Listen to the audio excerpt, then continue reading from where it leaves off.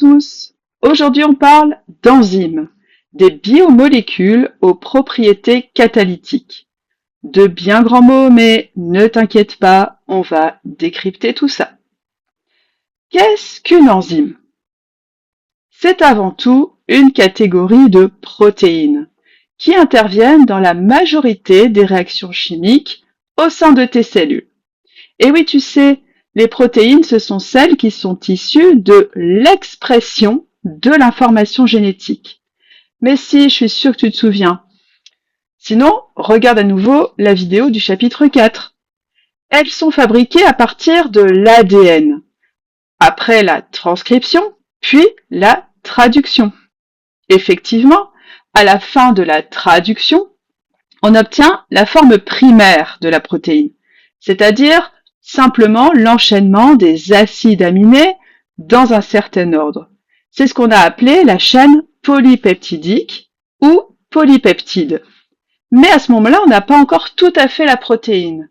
La chaîne polypeptidique va se replier sur elle-même. C'est ce qu'on appelle, tu le vois ici, la structure secondaire.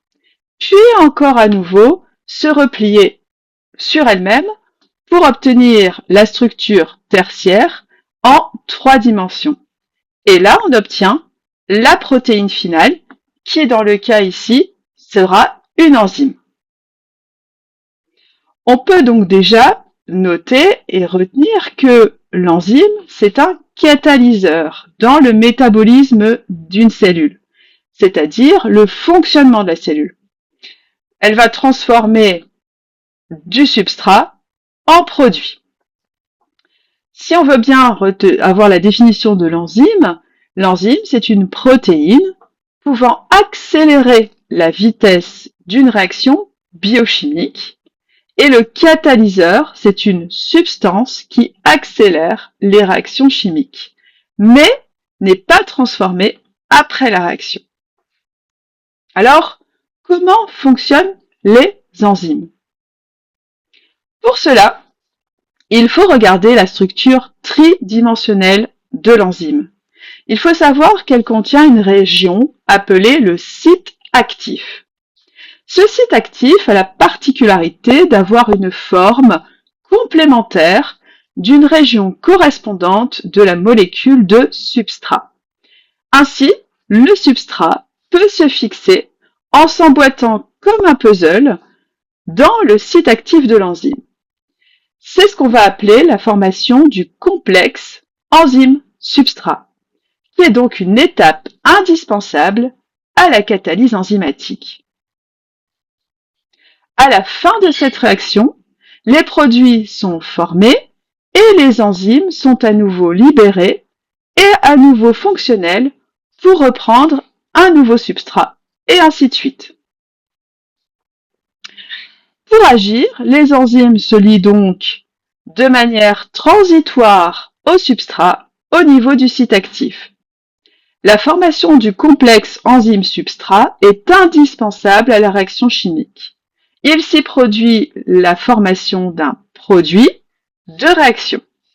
Le complexe enzyme-substrat est temporaire et se dissocie dès que la réaction est terminée. L'enzyme est alors libérée et pourra se fixer sur un autre substrat. Alors, quelles sont leurs propriétés? Il existe une double spécificité des enzymes.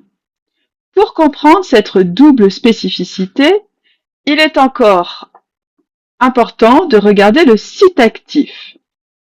Il y a la spécificité de substrat.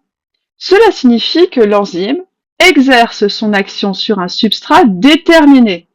Ceci est possible grâce au site de reconnaissance qui correspond à une partie du site actif constituée d'acides aminés avec une forme 3 dimensions particulière. Par exemple, la lactase ne peut agir que sur le lactose. Deuxième chose, la spécificité de réaction. L'enzyme catalyse un seul type de réaction chimique.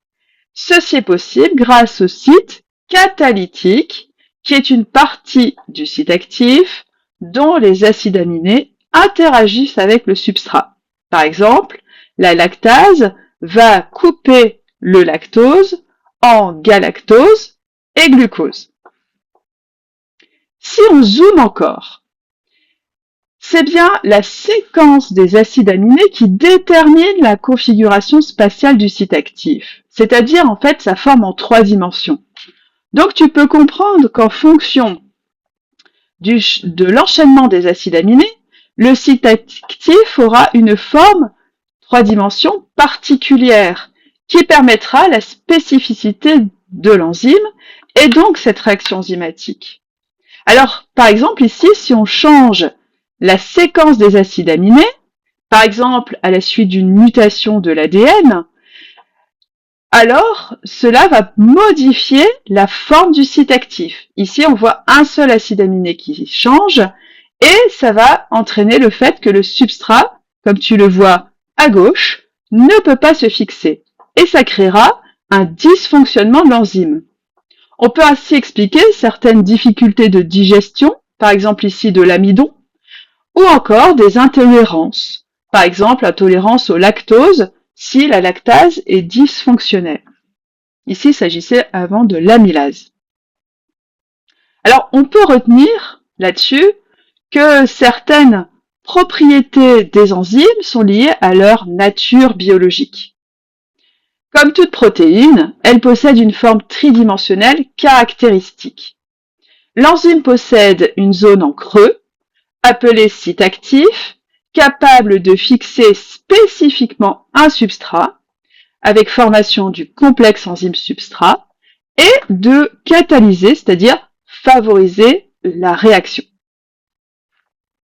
Le site actif d'une enzyme est constitué d'acides aminés, ce qu'on appelle la structure primaire de la protéine, et il est constitué d'un site de reconnaissance qui intervient dans la formation du complexe enzyme-substrat et d'un site catalytique qui intervient dans la réaction biochimique. C'est pourquoi l'enzyme possède cette double spécificité de substrat et de réaction. Sur ce schéma bilan, tu retrouves ce qu'on vient de dire et on peut ajouter que lorsqu'on augmente, c'est ce que tu vois sur la droite, lorsqu'on augmente la température ou le pH, ou par exemple lors d'une mutation de l'ADN codant ces enzymes, alors cette enzyme sera dénaturée avec une variation de sa forme tridimensionnelle, elle sera non fonctionnelle. Les enzymes agissent en très faible concentration, mais à grande vitesse. C'est pour cela qu'on les appelle des biocatalyseurs, parce qu'elles augmentent la vitesse de réaction chimique dans la cellule. Elles peuvent accélérer différentes réactions, par exemple des synthèses de nouvelles molécules, ou bien des dégradations de molécules, ou encore des transformations chimiques. Le tout selon les besoins de la cellule. En effet, la vitesse initiale de la réaction enzymatique augmente en fonction de la concentration au substrat jusqu'à un certain palier correspondant à la vitesse maximale de l'enzyme.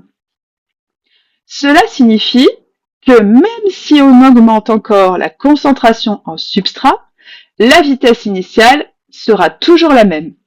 En effet, ceci s'explique par le fait que le site actif ne puisse accueillir temporairement qu'une molécule de substrat à la fois.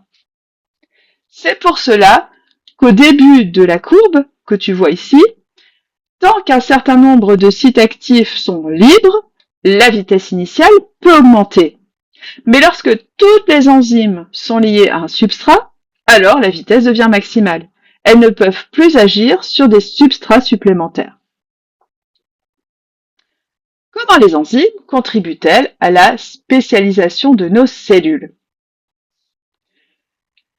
Le génome contient 20 000 à 25 000 gènes permettant la production de plus d'1 million de protéines différentes, parmi lesquelles de très nombreuses enzymes. On peut établir un profil d'expression des gènes, c'est ce qu'on voit ici, dans les cellules de différents organes, c'est-à-dire les enzymes fabriquées à partir des gènes. Alors par exemple, on voit sur ce document que dans une cellule de pancréas, on trouve 3 types d'enzymes fabriquées à partir des gènes, soit l'ADN polymérase, l'amylase et l'hydrolase L1. Par contre, si tu vois la cellule de muscle, eh bien on va trouver que l'ADN polymérase.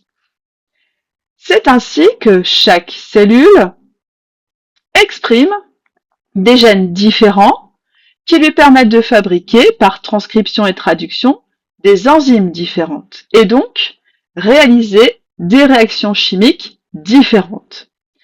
Elles ont alors des fonctions métaboliques différentes et on dit qu'elles sont spécialisées. Et tout ça grâce à des enzymes. Les enzymes sont issus donc de l'expression génétique par transcription-traduction. Seuls certains gènes s'expriment dans une cellule donnée. Son contenu en enzymes est donc particulier. La cellule présente donc une activité qui lui est propre. Elle est spécialisée. Les enzymes sont donc essentielles à la vie cellulaire et sont aussi des marqueurs de la spécialisation des cellules. Le phénotype résulte de l'ensemble des produits de l'ADN, protéines et ARN messager, présents dans la cellule. Il dépend du patrimoine génétique et de son expression. L'activité des gènes de la cellule est régulée par des facteurs internes, par exemple des hormones, ou externes, réponse à des conditions de l'environnement. Allez, je te laisse avec, comme d'habitude, un petit schéma bilan et j'espère que maintenant le fonctionnement des enzymes dans tes cellules te paraît beaucoup plus simple. N'oublie pas de liker et de t'abonner pour retrouver rapidement les prochaines vidéos.